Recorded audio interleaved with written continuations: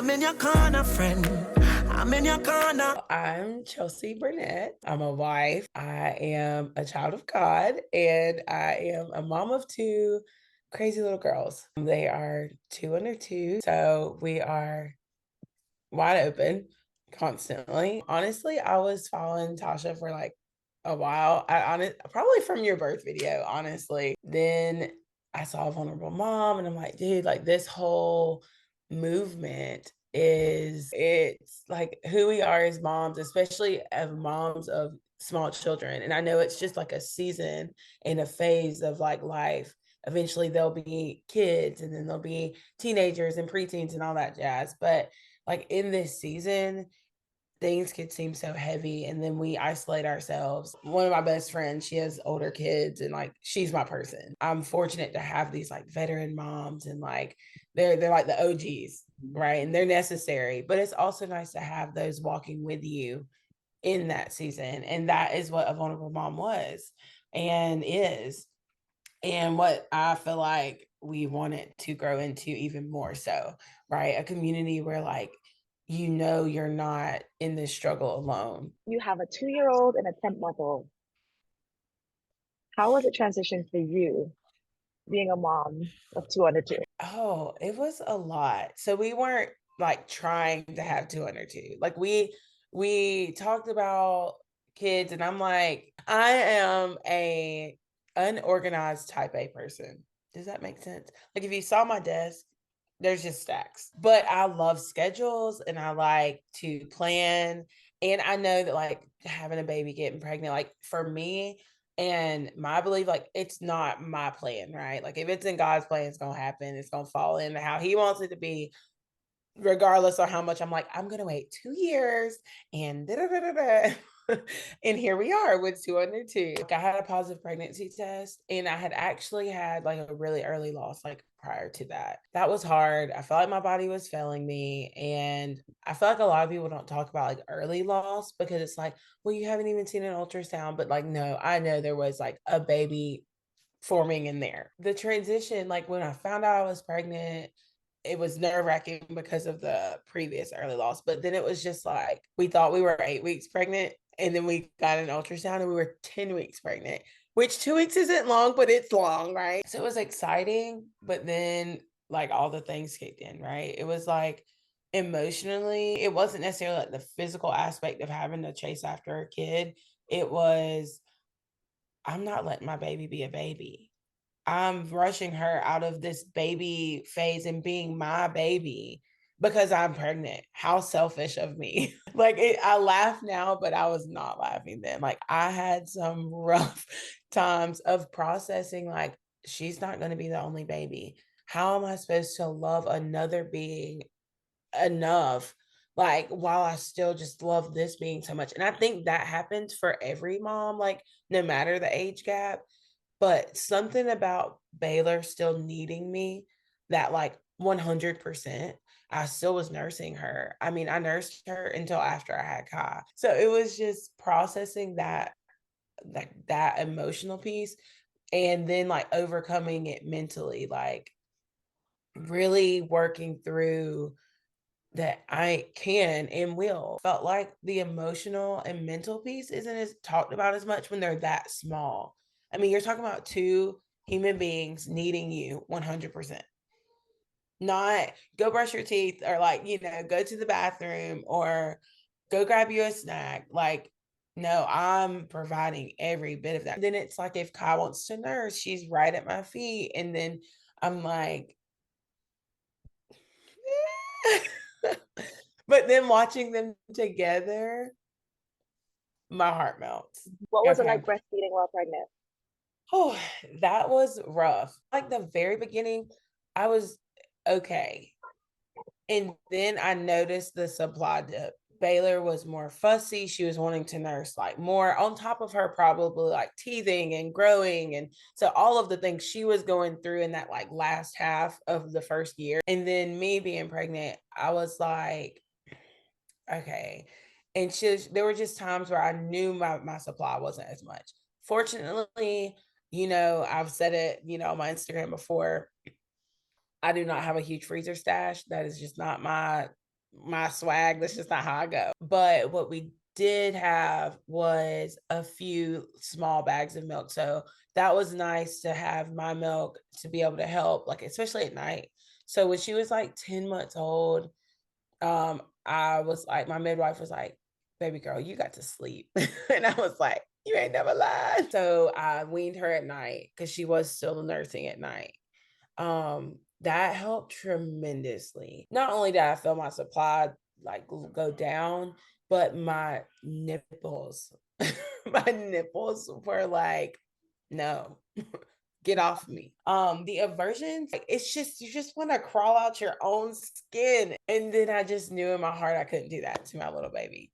Like, honestly, if she had been one, I probably would have been like, right, get off me. But I just knew, I was like, this is something that we have to overcome, we have to work through. And then probably like towards my like late second trimester, third trimester, my supply kind of bounced back, because at that point I was like making colostrum for the new baby, and so like things were fine. But you could tell my milk changed, and like Baylor's stomach was like, I don't know about this. As an individual, as a mom, as a wife, right? There's a lot of different roles that we all play, trying to get all of these things, like trying to give your attention to all of them. So how do you say you balance your marriage and also balancing motherhood at this point? It's funny that this question comes up because I was ready to punch this man this morning. Like, we're talking like 7 minutes before I got on this call. I was like, just go keep your kids. But I feel strongly about this because I have this side of me that's like, no, like, go off on him, fight. Like, that's who I am. I'm a more combative person in my like words. I'm gonna like say all the things, I'm outspoken, all these things. But I've had to learn in these 2 years how to balance that part of myself, right? Especially when it comes to my marriage and motherhood, because these kids be testing my patience, but so does this man. But this man also provides for our family and is a hell of a dad, even when I'm not nice, or even when I'm literally spiraling and like, come and get these children. I've locked myself in the bathroom. They are yours. They are screaming and I'm done. Like, he's here. So I try to give him grace and give myself grace, right? Like, that's a big part of the whole balancing act, is grace. And that comes really in, as a mom, that comes in all aspects of our life. When we're trying to do something for ourselves, do it, enjoy it, but give yourself grace when you have those moments of mom guilt, because it's not a bad thing. There's a thin line between grace and excuses. Choose the side of grace. So instead of being like, well, I can't do X, Y, and Z, I can't spend time with my husband because of this. And I'm guilty of this. I mean, I don't know how many times this week I've said, I'm tired. Get off of me. I'm tired. There's a level of that being like, no, I'm genuinely exhausted and I need rest. And then also it being just your excuse so you don't have to be touched, right? So I think that grace is just like understanding where you fall into, am I making an excuse, or am I genuinely like conversating and communicating about what I feel and what I have going on, and understanding what maybe my husband has going on, right? Especially on the topic of marriage. Like, what does he have going on that maybe he's going through? I need to not say woe is me because these kids been screaming all day. I need to say, you know what? I've had a hard day, but babe, how was your day? And like, my husband's job is not an easy job. It's a very taxing job. He's dealing with the community. He works in law enforcement. So that's a lot. He's a young Black man in law enforcement. That's just a whole thing. So it's like, I have to give him grace, right? And some days he wants to just come home and just snuggle and cuddle, and I'm touched out, but I have to give him grace, give myself grace, and know like, this is where we need to find compromise, and I have to be part of that. Communication is not always, it's not always been our strong suit, but it is so important in like balancing motherhood and marriage. And it's give and take. There's no point where it's like, I figured it out. Every single day you wake up and make the choice to balance your marriage and motherhood every day. Some days aren't as pretty. So you had a home birth, didn't you? So I want to talk about why did you choose to have a home birth and basically how was your overall experience? Well, I chose home birth before I ever even was pregnant. I was like, I've always been kind of like free spirit, more on the like clean earth, save the world type energy like my whole life. And then as I became an adult, we got married, we started talking about having kids and everything. I'm like, I'm like, I mean, I ain't going to no hospital to have a baby. That's not an option for me. I started researching like probably almost a year before we were ever pregnant. I started just doing research in our area. I'm in small town USA, like South Georgia, Southeast Georgia. And there's a birthing center in Savannah. So that's like our metro, like more city. If you're going to a big hospital, you go to Savannah. Well, I'm not delivering at our local hospital. I don't want to deliver in a hospital at all. And one day when we do get pregnant, we need to, have these things because that type A in me was like, I need to know, like, we got to plan this. So I started looking into it. I'm like, you know what? I don't think I want to be in a car for 45 minutes to get to a birthing center. I looked it up and I found Mika. She was the only home birth midwife at the time.